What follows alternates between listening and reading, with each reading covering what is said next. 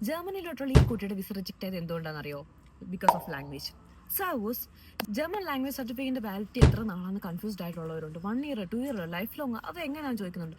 German ലാംഗ്വേജിന്റെ validity life long ആണ് valid ആയിട്ടുള്ളത്. പക്ഷേ വിസ പ്രോസസ്സിങ്ങിന് വേണ്ടി ഇപ്പം മിനിമം 1 ഇയർ മാത്രമേ ഇവർ വാലിഡിറ്റി കൺസിഡർ ചെയ്തുള്ളൂ. കാരണം ഇവിടെ വരുന്ന ആൾക്കാരുടെ ലാംഗ്വേജിന്റെ ക്വാളിറ്റിയുടെ പ്രശ്നം കൊണ്ട് തന്നെയാണ് പുതിയ നിയമം ആപ്ലിക്കബിൾ ആയത്. ഞാൻ വന്ന സമയത്തൊക്കെ ലൈഫ് ലോങ് വാലിഡ് ആയിരുന്നു. പക്ഷെ ഇപ്പോഴെന്ന് പറയുന്നത് ലാസ്റ്റ് മൊഡ്യൂൾ 1 ഇയറിൽ കൂടുതലായിട്ടുണ്ട്, എഴുതി കഴിഞ്ഞിട്ട് 1 ഇയറിൽ കൂടുതലായിട്ടുണ്ടെങ്കിൽ വിസ റിജക്ട് ചെയ്യുക. അതാണ് ഇപ്പോഴത്തെ നിയമം എന്ന് പറയുന്നത്. ഇപ്പം ഈ കുട്ടിയുടെ കാര്യം എന്ന് പറയുന്നത്, ഈ കുട്ടി എഴുതിയ ലാസ്റ്റ് മൊഡ്യൂളല്ല, 2-3 മൊഡ്യൂളിൽ 1 ഇയറിൽ കൂടുതലായതാണ്. അപ്പോഴേക്കും അവരത് വിസ റിജക്ട് ചെയ്തു. സോ നിങ്ങളിപ്പോൾ ലാംഗ്വേജ് പഠിക്കാൻ നിൽക്കുന്നവരോ അല്ലെങ്കിൽ പ്രോസസ്സിങ് സ്റ്റാർട്ട് ചെയ്യാൻ നിൽക്കുന്നവരാണല്ലോ, വളരെ സ്ട്രക്ചർഡായിട്ട് ഓർഗനൈസ്ഡ് ആയിട്ട് വളരെ ഹാർഡ് വർക്കിംഗ് ചെയ്ത് പഠിക്കുക.